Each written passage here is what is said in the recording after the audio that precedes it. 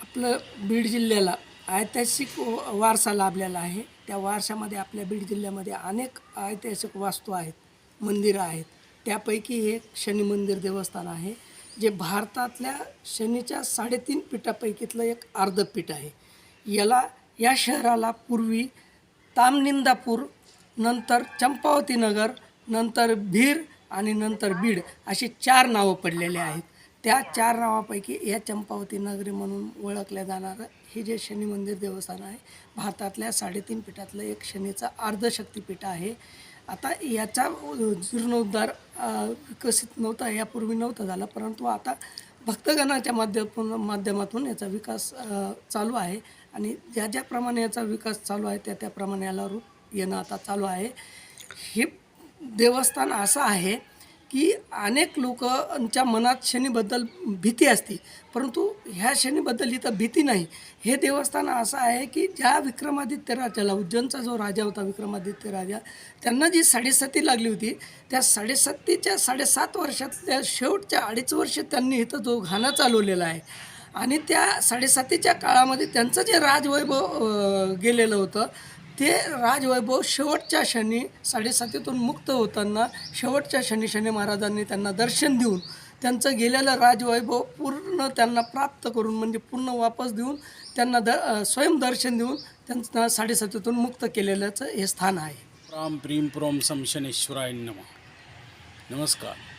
बीडमध्ये चंपावती नगरीमध्ये बीडच्या शनिदेवाच्या 3.5 पीठापैकी एक अर्धपीठ हे बीडमध्ये आहे. हे बऱ्याच जणांना माहिती नव्हतं, परंतु आता या मंदिराचा विकास झाल्यामुळं की इथं सर्वांना माहीत व्हायला लागले. दर शनिवारी इथं महाप्रसाद होतो, 12ला आरती होते, संध्याकाळी 8लाही आरती होते.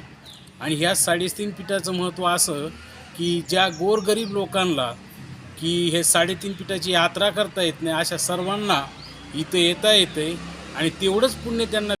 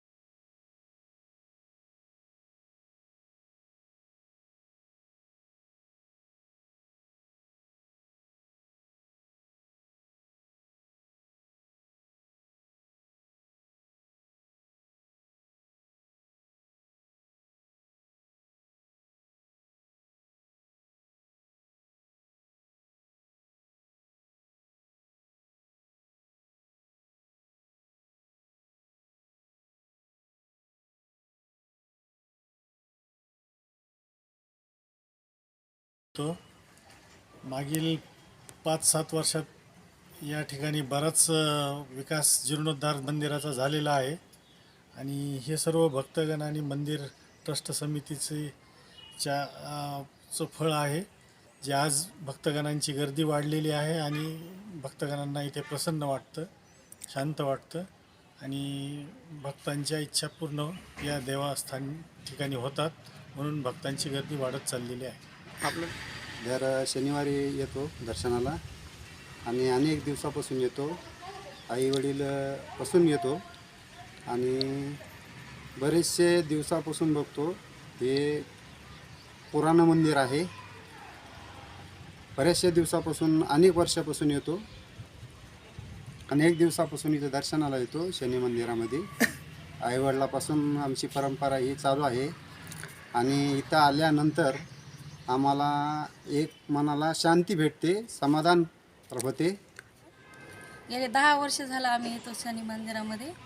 आमच्या मनातल्या ज्या इच्छा आहेत त्या पूर्ण थोडं थोडं करून व्हायला लागल्यात. त्याच्यामुळे आम्हाला इथं आल्यावर प्रसन्न वाटतंय, एकदम मन शांत वाटतंय. त्याच्यामुळे आम्ही 10 वर्षापासून इथं येतोच मंदिरामध्ये.